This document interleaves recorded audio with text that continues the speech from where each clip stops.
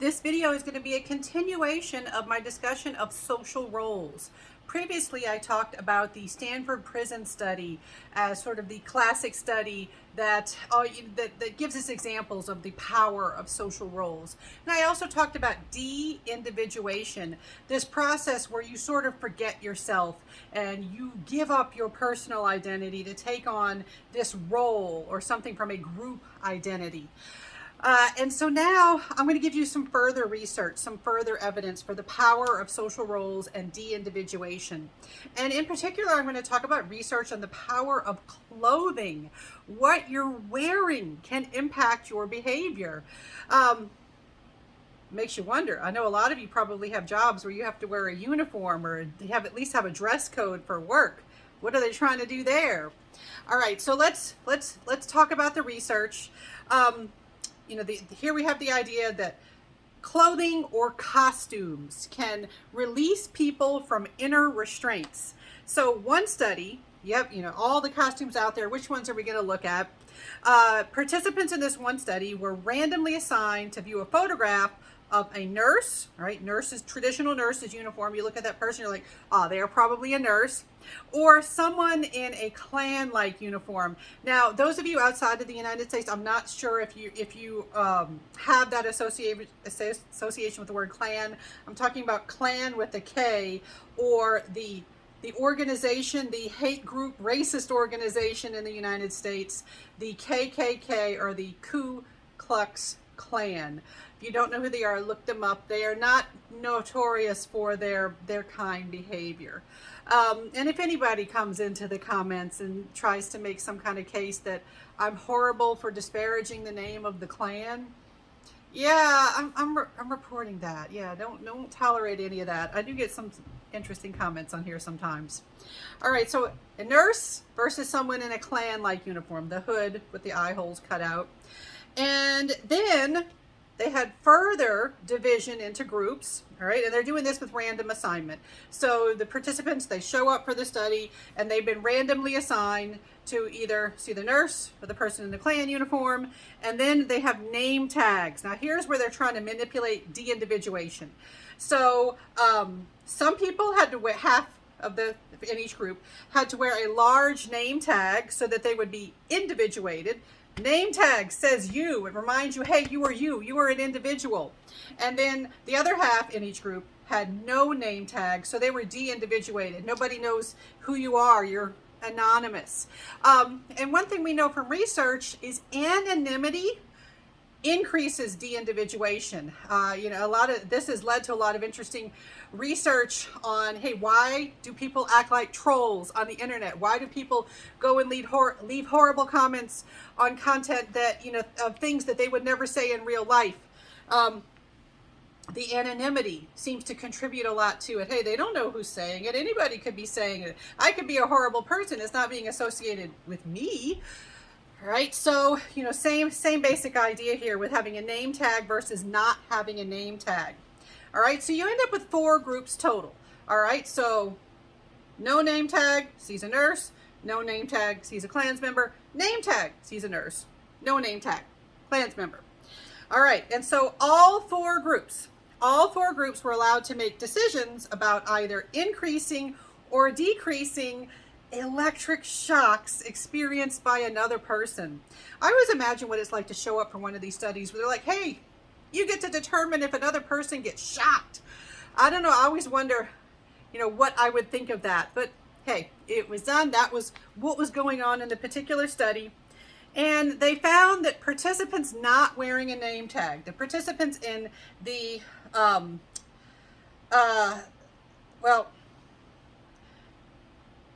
going to go backwards. Go backwards a little bit.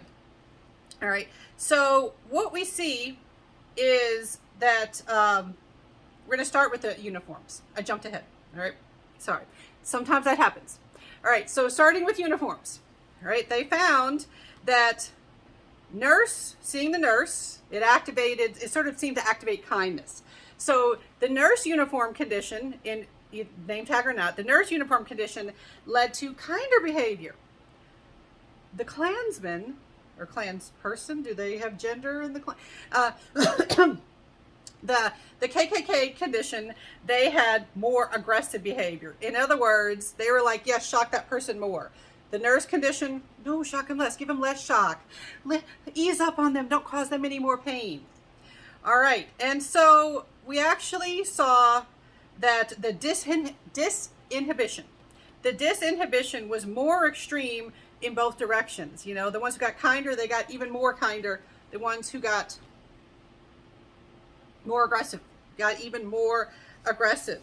Now, other ways that that they manipulated this, in another related study, they put people in a dark room, and I have to say that this is like my worst nightmare, is like in another room with other people, you know, like who knows who these maniacs are in this room.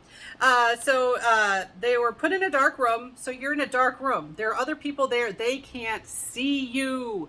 So, you know, if somebody does something like invade your space and touch you, and that is my big fear, you don't know who did that. And so there were two conditions. Half were told, you will never meet these people again. The other half were told, after we're done with the study, you're going to meet the people you were in the room with. Can you guess how the behavior differed based on whether you were going to meet the people again or not? Participants in the dark room who were going to meet the other participants afterwards, they did not touch as much as the ones who were put in a dark room and said, you'll never meet these people again. There was more touching, more caressing. I don't know if you've ever heard of, I know for a while there was kind of this trend where they had restaurants where you could eat in the dark, so you can get that that full experience of the sensory experience of eating, and no other sensory input. And a lot of people thought it was really cool. Right away I'm like, no, any old person could just walk up and touch me. No. And then to make it worse, there was an episode, I think it was an episode of CSI, the crime scene investigation show, where that very thing happened, where there was a murder in a dark restaurant like that. And so I'm like, see, they're showing my fears right there.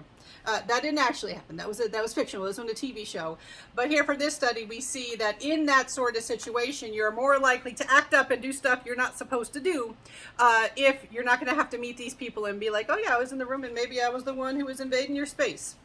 Now, another study related to this, also conducted by Zimbardo, the same guy that did the Stanford prison, the Stanford prison study. He had a group of participants that were women, and they were allowed to de-individuate by wearing hoods and loose clothing. All right, hoods and loose clothing, so like you can't really see who's in there. And then the other half, they were wearing their own clothes and name tags. All right, so one half can't tell who it is. The other half, it's obvious who it is. And then again, they were allowed to determine if someone got shocked. They were allowed to hold down a lever or a lever. People pronounce it different ways. They were a bar, perhaps. They would get to hold down a lever to determine how long someone would be shocked. And the de-individuated women, those that were in the hoods and couldn't be identified, they held down the lever longer. All right, so the ones who were identified and clearly identified, they delivered less shock, essentially. All right, it's almost like being identified, being very noticeable. It's me doing that. You're less likely to do stuff that we would consider, morally unsound or questionable. All right, and the study did not support gender differences, because some people might say, oh, well, aren't men more aggressive than women? They didn't support the gender differences, that men are more aggressive than women. And then some people have suggested, like the textbook that I use for teaching this class, suggesting that perhaps men and women, they seem more different than they really are because of stereotypes, social norms, social roles, that even our stereotypes can play into how we're expected to behave. I don't know if I personally buy that as an explanation, or certainly it wouldn't be the full explanation for some of the differences that we see. And that's a complicated issue. You have whole classes about gender and gender differences. And by the way, in case you need a reminder, gender and sex are not the same thing. Gender is identity. Sex is at least supposed to be based on biological differences. I will have a whole video about that in the future. And so what we get from this area of research, these studies that I've summarized here, is we seem to have different behavior based on whether you are anonymous or if you are identified. Being identified, having people know who engaged in the behavior, seems to reduce your likelihood of engaging in harmful or aggressive or behavior that could potentially hurt others. So this is one of the many reasons that people are concerned about situations where people are anonymous, like being in a huge crowd or being on the internet where people don't necessarily have to set up an account, a username that says who they are. When people are anonymous, they can do all sorts of stuff. And if they know that they won't get caught, they may engage in more hostile, harmful behavior.